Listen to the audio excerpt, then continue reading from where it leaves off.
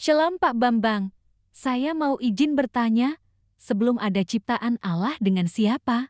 Mohon pencerahannya. Kira-kira waktu Tuhan itu belum menciptakan langit bumi seisinya, Tuhan dengan siapa waktu itu?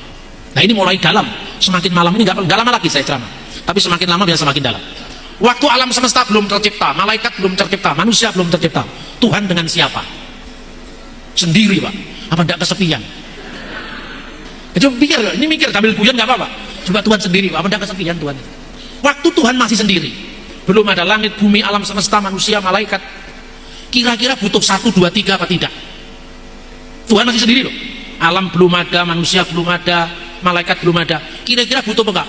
Aku yang Maha Esa, ngomong sama siapa yang lain belum ada. Ngerti nggak maksud saya? Penting apa enggak kata sah? Nggak penting, karena waktu itu belum ada manusia. Ya toh? Belum ada malaikat yang dituntut untuk menyembah puja, belum ada manusia yang dituntut untuk berkomitmen kepadanya, maka Maha Esa nggak penting. Ya toh? Karena belum ada yang lain. Adanya satu Esa, itu karena ada dua. Begitu Tuhan menciptakan malaikat, baru ada aku Tuhan dan ada kamu malaikat. Malaikatnya lebih dari satu, ada aku dan ada kalian. Ya toh? Selain malaikat ada manusia, ada aku, ada kalian, ada mereka. Jadi aku, kalian, kamu, mereka itu setelah ada kejamaan. Sebelum itu belum perlu kata ada. Kata esa itu tidak perlu. 1, 2, 3 apa gendut naik udah tidak perlu itu, karena belum ada yang lain. Pertanyaan kedua, kira-kira kata aku perlu apa tidak? Perlu untuk apa? Cuma ada Tuhan. Adanya aku kan setelah ada yang lain. Maka ada satu Tuhan aku, ada yang lain Adam kamu. Ini dibutuhkan dalam konteks komunikasi. Sebelum ada yang lain tidak butuh 1, 2, 3, tidak butuh aku, kamu, dan mereka. Inilah misteri Tuhan sebelum segala sesuatu ada. Nah, apa pertanyaannya? Lebih dahulu mana? Maha hadir atau Maha Esa? Omnipresent, Maha hadir. Tapi Esa 1, 2, 3 itu soal komitmen. Makanya kalau sekedar Tuhan itu Esa, setan juga bisa. Jadi jangan terlalu bangga dengan Tuhan Esa, Tuhan Esa. Yakobus pasal 2:19. Kamu percaya Allah itu satu, itu baik, bukan jelek loh, itu baik. Tapi setan-setan pun percaya dan gemetar karena itu. Maka kalau sekedar mengatakan Allah Esa, setan juga bisa. Tapi Allah Esa kemudian berkomitmen untuk menjaga keesaannya, untuk hanya berbakti kepadanya, itu lebih penting. Itulah yang namanya monoteisme etis. Yang setan tapi monoteisme bilangan 1, 2, 3. Yang kedua monoteisme etis, monoteisme dengan tanggung jawab. Itulah monoteisme Abraham. Dipanggil ke suatu tempat dia belum tahu tapi dia berangkat. Itulah monoteisme Abraham. Monoteisme tertinggi adalah monoteisme trinitaris. Karena ini monoteisme relasional, monoteisme hubungan. Dan hubungan itu tidak main-main. Hubungan sebelum segala yang lain ada. Maka kira-kira pertanyaannya gini. Waktu Tuhan masih sendiri. Ketika Anda sendiri, gak usah lama-lama.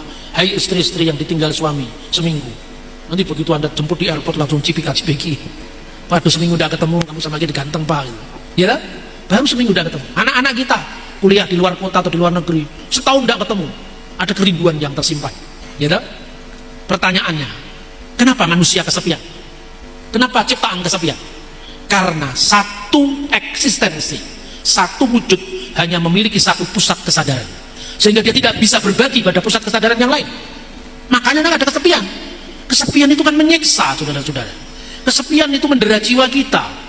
Maka sebabnya ada nyanyian sunyi sepi sendiri tanpa dirimu lagi. Kenapa sampai ada lagu itu?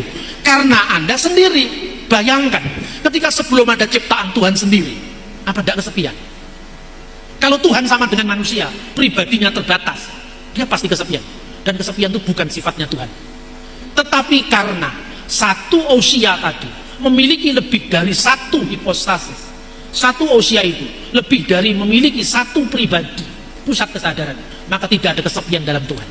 Hubungan antara Bapa, sumber, putra itu yang diperanakkan dari sumber yang satu, dan roh yang dikeluarkan dari sumber yang satu, itu hubungan dinamis dalam keabadian.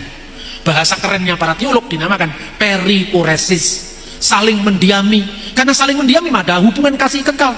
Saya bertanya, Allah itu kasih Pak. Apakah itu kekal? Ya kekal. Allah itu kasih. Yang dikasih siapa? Manusia Pak. Tidaklah aku ciptakan engkau agar kamu mengenal aku, katanya aliran kebatinan Jawa. Tuhan menciptakan manusia supaya dikenal. katanya aliran kepercayaan. Supaya dikenal, iya. Berarti Tuhan butuh aktualisasi diri. Karena dia butuh yang lain. Selama Tuhan belum memiliki yang lain, Tuhan dilanda oleh kesepian seperti Yuni Sarah. Ya kan? Lalu kasih itu kan butuh sasaran kasih supaya tidak bertepuk sebelah tangan. Bapa itu sumber kasih, Putra itu yang dikasih, dan ada kasih yang disalurkan adalah Roh Kudus. Ini ilmu yang dalam, saudara-saudara. Tidak bisa hanya dikatakan 1, 2, 3 apa gendut naik kuda. Kalau Tuhan di sana, dia tidak di sini. Oh, itu tidak cocok, itu kan saya. Saya sekarang di Makassar, maka saya tidak ada di Jakarta. Tapi kalau Tuhan sekarang ada di sini, apa Tuhan tidak ada di sana? Tuhan, kami sudah berkumpul ini lebih daripada 100 orang. Padahal syarat minimum kehadiranmu 2-3 orang berkumpul, Tuhan akan hadir. Ini sudah memenuhi syarat minimum. Tuhan, kenapa engkau belum hadir? Saya masih ada sibuk di New York. Di sini ada KKR. Berapa lama lagi Tuhan kau tiba di kota Makassar? Masa Tuhan seperti itu? Dia di sini, dia juga di sana. Dia ada di mana-mana. Lain kalau manusia, aku di sini, engkau di sana. Tidak sama. Oke, salam. Oke Pak Bambang, penjelasan Anda sangat mencerahkan dan menguatkan iman kami. Terima kasih, Tuhan Yesus memberkati.